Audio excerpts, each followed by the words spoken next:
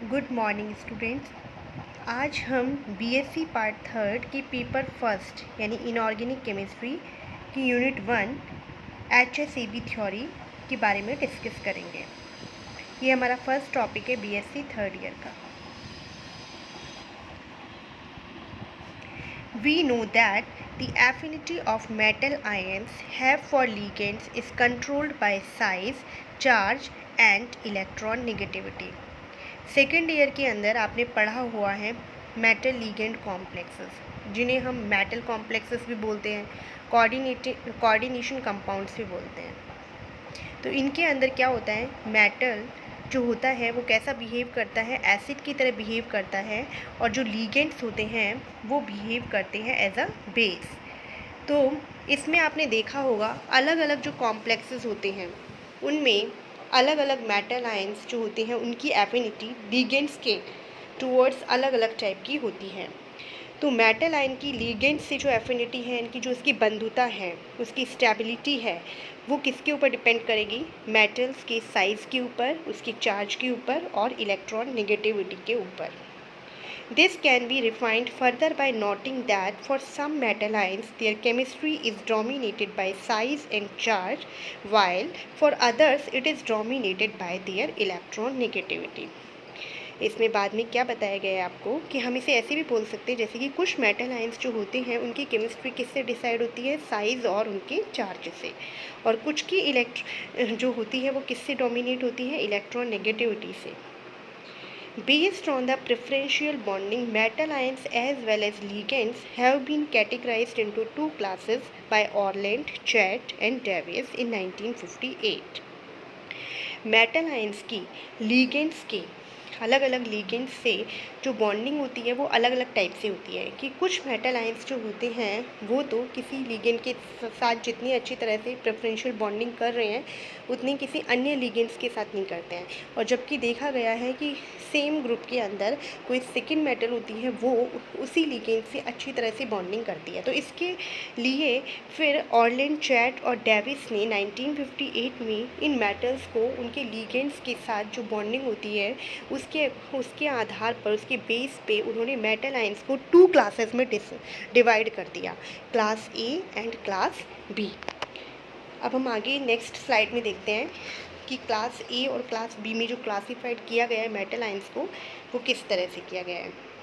देखिए यहाँ देखिए जो बताया था अभी आपको कि टू टाइप से हमने मेटल आयंस को डिवाइड कर दिया है। एक क्लास ए के अंदर जो मेटल आयंस होंगे वो कौन से होंगे? जो भी एल्कली मेटल आयंस होंगे जैसे कि H+, Li+, Ne+, K+, rubidium plus and caesium plus, सभी एल्कली मेटल आयंस, सभी एल्केलाइन अर्थ मेटल्स जो होती हैं। और जो ट्रांजिशन मेटल्स होती हैं और वो भी कैसी होंगी? लाइटर होंगी, यानी हल्की संक्रमण धातुएं। और कैसी अवस्था में होंगी? वो हायर ऑक्सीडेशन स्टेट में होनी चाहिए। तो उन्हें हम जैसे कि like S titanium +4, chromium +3, iron है आपका फेरिक +3 है, ये Fe+3 यानी फेरिक है, एंड कोबाल्ट CO+2 जो है, इन्हें हमने किस में कंसीडर किया है? क्लास ए मेटल आयंस के अंदर। क्लास ए मेटल आयंस जो होंगे उनमें क्या क्या अभी आपने देखा? एल्कली मेटल्स होंगी, एल्केलाइन अर्थ मेटल्स होंगी और लाइटर ट्रांजिशन मेटल्स होंगी of their higher oxidation states. जबकि क्लास बी के अंदर हमने उन मेटल्स को शामिल किया है जो कि क्या होंगी? ट्रांजिशन मेटल्स हैं। और कैसी हैं? हैवियर, भारी संक्रमण धातुएं हैं और ऑक्सीडेशन स्टेट उनका कैसा है? लोअर है, जिनका ऑक्सीडेशन स्टेट यानी कम है। जैसे यहाँ देखिए Cu+, Ag+, Hg+, Hg2+2, Pd+2 and Pt+2, इन्हें हमने क्लास बी के अंदर डिवाइड किया है। अब हम उसी तरह से लीगेंड्स को भी क्लासीफाई कर देते हैं जैसे हमने मेटल आयंस को किया है दो क्लासेस में। तो एक तो हमने लीगेंड्स को उस तरह से बांटा है कि ऐसे लीगेंड्स जो कि क्लास ए मेटल आयंस के साथ कॉम्प्लेक्स बना की टेंडेंसी रखते हैं उन्हें हमने अलग तरह से क्लासीफाइड कर दिया है।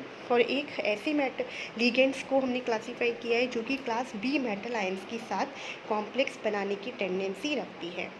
देखिए यहाँ फर्स्ट कॉलम में जो है वो जैसे nitrogen, phosphorus, arsenic and antimony जो है यहाँ पे क्लास ई मेटल आयंस के साथ सबसे अधिक कौन बॉन्डिंग दर्शाएगा, टेंडेंसी होगी नाइट्रोजन की सबसे ज़्यादा, फिर फॉस्फोरस की, फिर ऑर्सेनिक और फिर एंटीमनी।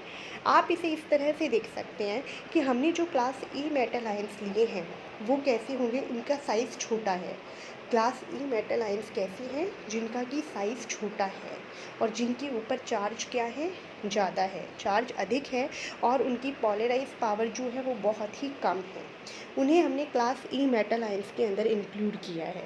तो उसकी वजह से अब ये आप देख लीजिए साइज़ भी कैसा होना चाहिए, लिगेंड का छोटा होना चाहिए। इनकी नाइट्रोजन जो है वो ज़्यादा एफिनिटी दर्शाएगा क्लास ई मेटल आयंस में फॉस्फोरस की तुलना में, और फॉस्फोरस ऑर्सेनिक की तुलना में ज़्यादा और ऑर्सेनिक एंटीमनी की तुलना में ज़्यादा दिखाएगा। इसी तरह से आप देखिए ऑक्सीजन फैमिली जो है उसमें भी देखिए ऑक्सीजन इज़ ग्रेटर दैन, फिर सल्फ़र, फिर सेलेनियम, फिर टेल्यूरियम। इसमें भी फ्लोरीन की सबसे ज़्यादा होगी एफिनिटी, फिर क्लोरीन की, फिर ब्रोमीन की, फिर आयोडीन की। अब क्लास मी मेटल आयंस के साथ जो कॉम्प्लेक्स बनाने की टेंडेंसी है वो ऑर्डर आपका रिवर्स हो जाएगा। एंटीमनी का सबसे ज़्यादा, फिर ऑर्सेनिक का, फिर फॉस्फोरस का और फिर नाइट्रोजन का। ये यहाँ पे मिस्टेक हो गई है बच्चों, ये क्लास ए नहीं है, यहाँ क्लास बी मेटल आयंस आएगा। यहाँ फिर सेकेंड में देखिए आप यहाँ पे टेल्यूरियम, फिर सेलेनियम, फिर सल्फ़र, फिर ऑक्सीजन। इसी तरह से यहाँ पे भी आयोडीन का है, फिर ब्रोमीन, फिर क्लोरीन, फिर फ्लोरीन। अब इसके बाद आता है पियर्सन HSAB प्रिंसिपल, जो कि हमारे टॉपिक का नेम है। HSAB यानी कि hard soft acid base principle है ये, किसके द्वारा दिया गया था, पियर्सन के द्वारा दिया गया था। 1963 में पियर्सन ने क्या किया था, जो क्लास ए और क्लास बी में ऑरलैंड, चैट और डेविस ने मेटल आयंस को क्लासिफाइड किया था, उसको अब उसने दूसरी टर्म दे दी थी, नई टर्म हार्ड एंड सॉफ्ट।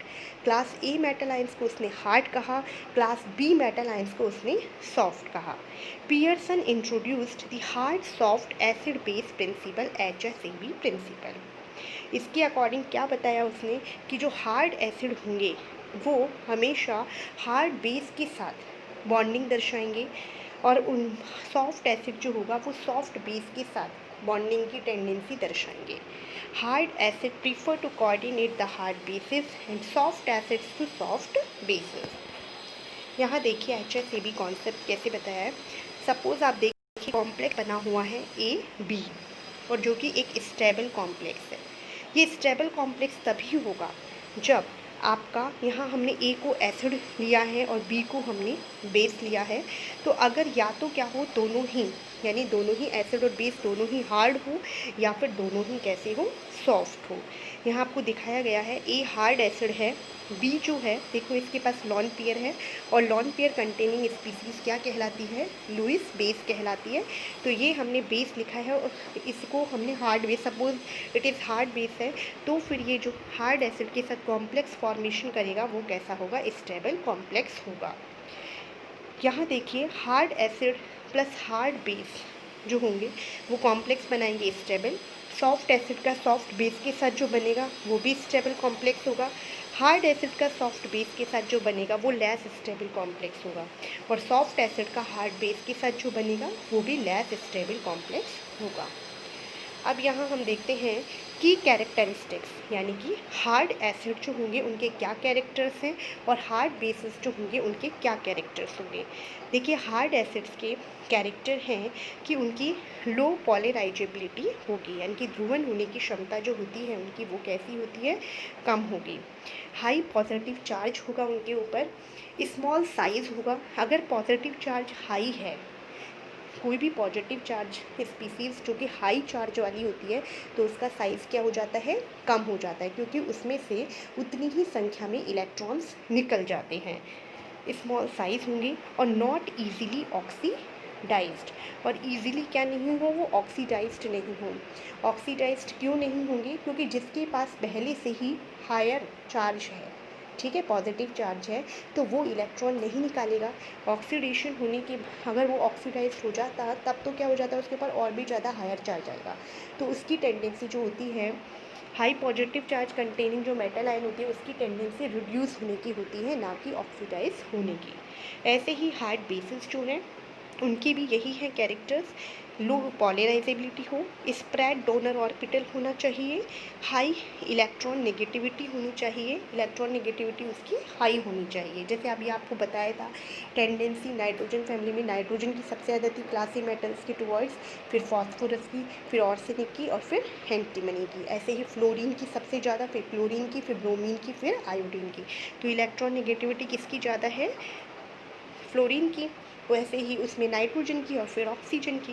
तो इस वजह से ये हार्ड बेसिस के कैरेक्टर है और उसी तरह से ये नॉट इजीली ऑक्सीडाइज्ड होनी चाहिए। सॉफ्ट एसिड और सॉफ्ट बेसिस के कैरेक्टर्स दिखते हैं। हाई पॉलराइजेबिलिटी होनी चाहिए, यानी कि साइज़ इनका बड़ा होगा तभी पॉलराइजेबिलिटी होगी। ऐसे ही सॉफ्ट बेस में भी हाई पॉलराइजेबिलिटी हो, लो पॉजिटिव चार्ज होना चाहिए, डिफ्यूज डोनर ऑर्बिटल होना चाहिए।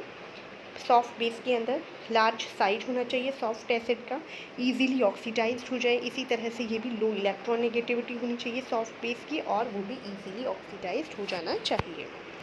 अब यहाँ आपको पीरियोडिक टेबल के अंदर जो भी एलिमेंट्स हैं उनको क्लासिफाइड किया गया है हार्ड, सॉफ्ट और इंटरमीडिएट में। जो भी आपके ये येलो कलर में दिखाए हैं आपको, वो क्या है? हार्ड हैं। और जो आपको रेड कलर में दिखाए हैं वो आपके सॉफ्ट हैं, सॉफ्ट एलिमेंट है। और जो आपको ब्लू कलर में दिखाए गए हैं वो इंटरमीडिएट हैं, यानी कि दोनों के ही कैरेक्टरिस्टिक्स रखते हैं, बीच के हैं। Elements tend to form bases में आप देखिए इलेक्ट्रॉन नेगेटिविटी फैक्टर और साइज फैक्टर यहाँ दर्शाया गया है। जैसे इलेक्ट्रॉन नेगेटिविटी फैक्टर के अकॉर्डिंग क्या है कि अगर हम लेफ़्ट टू राइट जाते हैं तो इलेक्ट्रॉन नेगेटिविटी इंक्रीज़ होती है, और इलेक्ट्रॉन नेगेटिविटी जैसे ही इंक्रीज़ होती है जितनी ज़्यादा उतना ही ज़्यादा बेस की जो हार्डनेस है वो इंक्रीज़ होती चली जाती है। यहाँ आपको साइज़ फैक्टर बताया है, ऊपर से नीचे जब हम आते हैं तो साइज़ जो होता है वो इंक्रीज़ होता जाता है, और साइज फैक्टर की वजह से क्या हो जाता है, जित नीचे आने पे आप देखिए कि आकार अगर बढ़ रहा है, साइज़ बढ़ रहा है, तो बेस की जो सॉफ्टनेस है वो भी इंक्रीज़ होती जाती है। Elements tends to form acids. Acids बनाने की टेंडेंसी भी वही है। जो आप देखिए इलेक्ट्रॉन नेगेटिविटी फैक्टर में आप देखिए जितनी ज़्यादा इलेक्ट्रॉन, ये अभी हमने ऊपर देखा था वो हमने बेस केप का देखा था, और इलेक्ट्रॉन यहाँ अब हम देखते हैं तो इलेक्ट्रॉन नेगेटिविटी इसका अपोजिट हो जाएगा। इलेक्ट्रॉन नेगेटिविटी फैक्टर के अकॉर्डिंग जिसकी जितनी कम इलेक्ट्रॉन नेगेटिविटी होगी उसकी हार्डनेस उतनी ही ज़्यादा होगी, यानी कि एसिड की लिए हार्डनेस तभी इंक्रीज़ होगी जब वो क्या होगा, इलेक्ट्रॉन नेगेटिविटी उसकी कम होगी। साइज़ फैक्टर में देखते हैं तो जो जितना ज़्यादा बड़ा आकार का होगा, ये साइज़ वाला फैक्टर दोनों के लिए कॉमन है, बेस में भी और एसिड में भी ही। जितना ज़्यादा बड़ा होगा साइज़ वो उतना ही ज़्यादा सॉफ्ट होगा, चाहे वो एसिड हो चाहे वो बेस हो। लेकिन इलेक्ट्रॉन नेगेटिविटी में ये आपका उल्टा हो जाता है, जिस एलिमेंट की इलेक्ट्रॉन नेगेटिविटी जितनी ज़्यादा होती है तो वो डोनर एटम जो होता है वो बेस की तरह बिहेव करेगा और उसकी हार्डनेस इंक्रीज़ होगी। पर मेटल के केस के अंदर क्या होता है, इलेक्ट्रॉन नेगेटिविटी जितनी कम होगी उतना ही ज़्यादा वह हार्डर एसिड माना जाएगा। अब यहाँ आपको क्लासिफिकेशन किया गया है हार्ड और सॉफ्ट बेसिस का। तो यहाँ आपको एग्जांपल दे दिए गए हैं। हार्ड एसिड्स के एग्जांपल देखिए आप, H+ है, लिथियम प्लस है, सोडियम प्लस है, पोटेशियम प्लस है, वही एल्कली मेटल्स है। यहाँ आपको एल्केलाइन अर्थ मेटल्स दे रखे हैं। फिर नीचे जो दे रखे हैं आपको वो दे रखे हैं जैसे क्रोमियम +2, क्रोमियम +3, Al+3। ऐसे ही SO3, BF3 ये लीविस एसिड हैं आपके, BCl3, HX हाइड्रोजन बॉन्डिंग जो भी एलिमेंट जो भी कंपाउंड्स है वो भी आपको हार्ड एसिड की श्रेणी में रखे गए हैं, यानी HF, HCl वगैरह ये सब यहाँ आ जाएंगे। सॉफ्ट के अंदर आप देखिए Cu+, Ag+, Au+, और thallium plus, Hg+, Pg+2, Cd+2, Pt+2, Hg+2, BH3, Br2 वगैरह इसमें आ रहे हैं, Br+ इसमें आ रहा है। और कोई भी मेटल एटम अगर उसमें क्या है M0, यानी कि अगर 0 ऑक्सीडेशन स्टेट में है तो वो हमने सॉफ्ट मानी है और बल्क मेटल्स को इसमें लिया है। बॉर्डर लाइन केसेस में देखिए आप, जो आयरन है Fe+2 है, Fe+3 को तो हम हार्ड बोलेंगे, Fe+2 को हमने बॉर्डर लाइन बोल दिया है। Cu+2 को हमने यहाँ ले लिया है बॉर्डर लाइन में, Ni+2 भी बॉर्डर लाइन में है। Cu+2 जो है वो तो होता है बॉर्डर लाइन, Cu+ आपका सॉफ्ट है, Zn+2, Pb+2 इसमें आ जाते हैं, SO2 और PBr3 इसके अंदर आ जाता है। देखिए यहाँ पे आप देखिए BF3 BCl3 जो है वो तो हार्ड एसिड होंगे, BBr3 आपका बॉर्डर लाइन हो जाएगा और BI3 जो होता है वो आपका सॉफ्ट एसिड हो जाएगा। अब फीचर्स बताए हैं इनमें।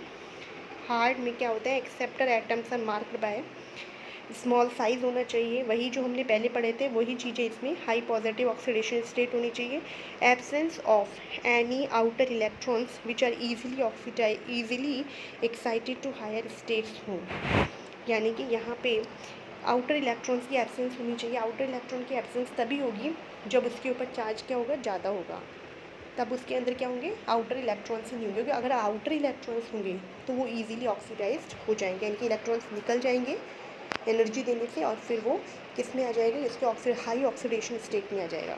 तो ये पहले से ही हाई ऑक्सीडेशन स्टेट में होते हैं, यानी इलेक्ट्रॉन्स इनके आउटर शेल में नहीं होते हैं, तो इस वजह से ये हार्ड होते हैं। एब्सेंस ऑफ डी इलेक्ट्रॉन्स होनी चाहिए। सॉफ्ट में देखिए आप, acceptor atoms are marked by large size होना चाहिए, जीरो या लो ऑक्सीडेशन स्टेट होनी चाहिए, presence of several excitable valence electrons होनी चाहिए और with nearly full D electrons इनमें होने चाहिए। ये सॉफ्ट एटम के बारे में आपको बताया गया है, उसकी प्रॉपर्टीज़ क्या होगी। इसके अलावा और भी देखिए, यूजुअली लाइट मेटल आयंस जो होते हैं वो हार्ड होते हैं, mostly heavy metal ions soft होते हैं, जो non as Lewis acid which are not easily polarisable prefer to coordinate with hard, वो लीविस एसिड कहलाते हैं ये आपके, और इजीली पॉलराइजेबल नहीं होते और कोऑर्डिनेट किससे करेंगे, हार्ड बेस के साथ। और इनको भी लीविस एसिड कहा जाएगा क्योंकि है तो ये भी क्या है, एसिड ही है, बट क्या है, सॉफ्ट है, पर इजीली पॉलराइजेबल होते हैं और किसके साथ कोऑर्डिनेट होने की टेंडेंसी दर्शाएंगे, सॉफ्ट बेस के साथ। तो बच्चों हमने ये अभी पढ़ा था, वो HSAB कॉन्सेप्ट पढ़ा है, उसका हमने बेसिक्स ही पढ़ा है। तो जो भी आपने पढ़ा है उसका बस एक समरी यही निकल के आती है कि हार्ड क्या होता है और सॉफ्ट क्या होता है। तो size factor, electron negativity factors आप देख सकते हैं मेनली कि जिसका साइज़ कम होगा, छोटा होगा, वो आपका हार्ड होगा, इलेक्ट्रॉन नेगेटिविटी जिसकी क्या होगी, कम होगी। इन केस ऑफ एसिड में तो इलेक्ट्रॉन नेगेटिविटी कम होनी चाहिए, और in case of base electron negativity जितनी ज़्यादा हाई होगी उसकी हार्डनेस उतनी ही ज़्यादा होगी। और साइज़ दोनों के ही उसमें सेम है कि साइज़ आपका छोटा होगा वो उतना ही ज़्यादा उसकी हार्डनेस इंक्रीज़ होगी। तो ये अभी आपको बेसिक्स पता है।